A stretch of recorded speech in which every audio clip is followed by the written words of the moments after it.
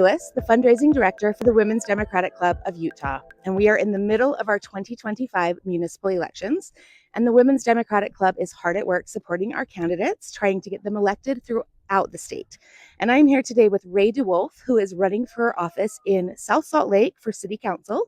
Ray, why don't you take a minute and tell us a little bit about yourself and why you decided to run again for office? Sure. All right. Thanks, Elaine. You bet.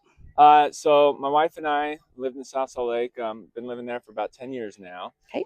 And when we first moved into the city, we were looking to get involved.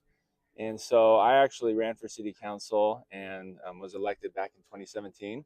So I served the term there. Decided not to run for re-election. People always ask you, well, where are you moving to? I didn't move. I just decided if I couldn't give 100%, I didn't want to do it. So I had 3 years off, which was a nice break. And then when Natalie Pinckney's seat became available, I decided to throw my hat in the ring and got sworn in at the beginning of this year. And I'm looking to fulfill the rest of the term for election. So nice. So yeah. You've been serving on there for a while, so you probably already know what's the biggest issue facing South Salt Lake right now. I don't think it's totally unique to what a lot of cities are going through. There's things like growth, affordable housing, public safety. Those are all big issues.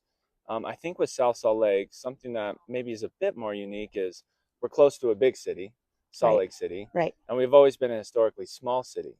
And so I think we're going through some growing pains. Okay. What does it mean to be a unique small city, but next to a really big city? Right. And so I think it's just being mindful of the growth, being mindful of the type of development that we're attracting, that we're putting in. I think people are worried about losing that small town charm that South Salt Lake has. We're a very artistic community too. I was going to say, I know you do like Craft Oktoberfest. What is it called? Crafttoberfest? Yeah. Yeah, we have Crafttoberfest. And then I think Mural Fest. Okay. That sort of put us on the map a little bit with all of our beautiful murals. So it's sort of battling, how do we stay this unique small city that has a charm, but also grappling with next to a big city and a state that's also booming as well. Yeah, a lot of tons people of growth. moving in. Yeah, exactly. So it's trying to balance those two things out, and it's sometimes delicate. You're not always going to make everyone happy, but you just have to be thoughtful and have good plans in place. Yeah. And I know you've talked about doing the right kind of housing in the right areas near the track stations, just kind of keeping on that plan. Keeping on that plan and really taking advantage of the opportunities. So when the legislation passes certain zones like the HTRZ zone, we have certain spots in the city. Really, that's meant to encourage more affordable housing, and it's meant to encourage more transit options. And so taking advantage of that zoning. So we actually have a couple of really exciting projects going on next to our tracks lines that will have more development. And so I think one thing we're doing too as a small city is we're really standing up for ourselves and like, hey, we want this. We're here and we want this. Yeah, we want this from our developers. We want this kind of development going in. We want quality development. So I think we've been doing more of that as a council that I'm really proud of.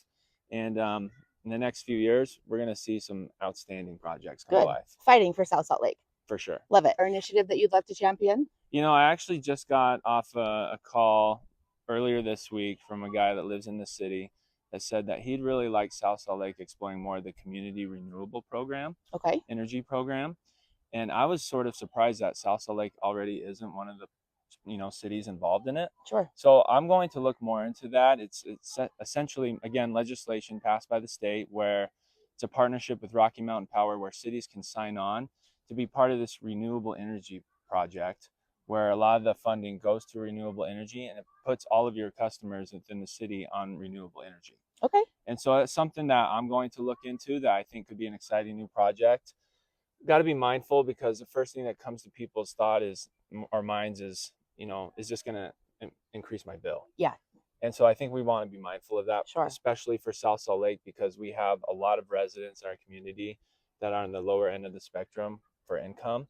So as long as it's not a big financial burden on our residents, overall, I think our residents would be supportive of renewable energy. Again, next to a big city in the valley where we often have a lot of haze and pollution. So I'm gonna take that to the council. We're gonna explore that. Good. That's a great one to look into.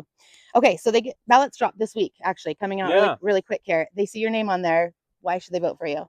That's a great question. I mean, so hard to talk about yourself, I right? know. Like, come on, please vote for me. I swear I'm a good guy. I would encourage people to just go back and look at previous meetings. Okay. I think that's the best thing that they could do, is just see how I approach the position, approach the job. I try to take things not too seriously all the time. Good. Try to inject a little bit of humor Yeah. into it, a little bit of Personality, lightness. little light. Little personality. Yeah. I mean, it can feel so formal up there, right? Like we're doing the city's business. Yeah. But also, I'm just a person. I don't take myself too seriously in life either. So I think past performance is probably the best indicator of future success. Mm-hmm. Just, go and watch and make a judgment call for yourself. That's Perfect. the best that I like people that. can do. So what's your website? They can go and learn a little bit more. And then how can they go watch those? Yeah, so on our city website is how you can go watch previous council meetings. Okay. SSLC.com, I think it is now. Okay. You can edit that out if I get it wrong. Yeah, we'll look. We'll look that up for I think it's .com. But our city website, there's a section called City Council. You can see my mugshot and then all of the recordings of our city meetings. Perfect. And then my website is raydewolfe.com. Forgive me, I'm my own marketer, so I think the website's good enough. Okay. you can learn a little bit more about me on my website, and then of course, just reach out to me. My email's on there if anyone ever has questions or want to talk to me. Perfect. ray.dewolfe@gmail.com. That brings me right to our next one. Redistricting is happening, and everybody's shouting for transparency, communication with our elected officials. Sure. What's your plan to keep the residents of South Salt Lake involved and informed about decisions? Yeah. This is a good question. It's one that comes up a lot. I feel like if we had the right answer, we wouldn't ask it so much. In. I know. Yeah, totally. It is a hard one. I know. I feel like transparency is probably more of a state issue, but for a city issue, it's kind of a two-way street. Sometimes I think that if we're not hearing a lot from our residents, that things are going pretty well. Yeah. It's usually that when could be things very true. Yeah. don't go well is when you hear from them. Here's one of my biggest pet peeves, though.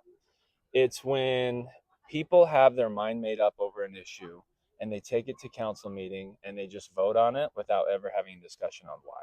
True. So I think one of the biggest ways that we can be more transparent is articulating why you're making a decision.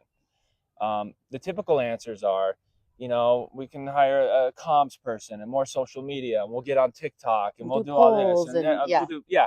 I think we're doing a lot of that already as a city. We have a great communications person. We do surveys. One of the best things that I like about the surveys that we do is we actually publish the results back to people so people are seeing what the city as a whole is saying. Exactly. Okay. Yeah, there's nothing more disheartening than taking a survey and then you never hear back. Yeah. And so you think you're the lone voter in something. Exactly. Yeah. So we publish the results of our surveys. I'm actually really proud of the fact that we do that. Yeah, absolutely. Because you may not always like what the answers are. That doesn't matter. I mean, you publish the results regardless. 100%. And then you discuss it. So those are a few ways that I think we could be more transparent. More than anything, just tell people why you voted that way and what went into your thought process of why you made your decision. Transparency. Anything else you want the voters to know? I mean, I just encourage you to vote. It's an important part of the process. These types of municipal elections don't always get the most attention, but usually municipalities have the most impact on your day-to-day life. Yeah. We saw something, I think it was Harriman City, so not South Salt Lake, but like 26% of the city voted. Yeah. And so it's disheartening because these are the day-to-day things that impact your life. For sure. They have a direct impact on your daily life. Anything from your street not getting plowed, to your garbage not getting picked up, to your faucet not turning on, to your lights not, all of those things, those are city issues. Yeah. And so I would just encourage you, vote. It doesn't have to be for me, but encourage your friends, your family. Just get out there and make your voices heard. It's so important. Yeah. I mean, that's usually how I close out the video, so I don't have to do it now. Oh, cool. You did it for sorry me. to steal your spotlight. No, there, that's right? totally fine. So from the Women's Democratic Club, we're here supporting Ray DeWolfe for South Salt Lake. So like he said, get out and vote. Make sure you get those ballots back in before November 4th. Remember that new legislation. Don't wait until November 2nd to mail them. Make sure you get them back in early. And that's it. Thank you, Ray. Yeah, thank you. Thanks, guys, for voting.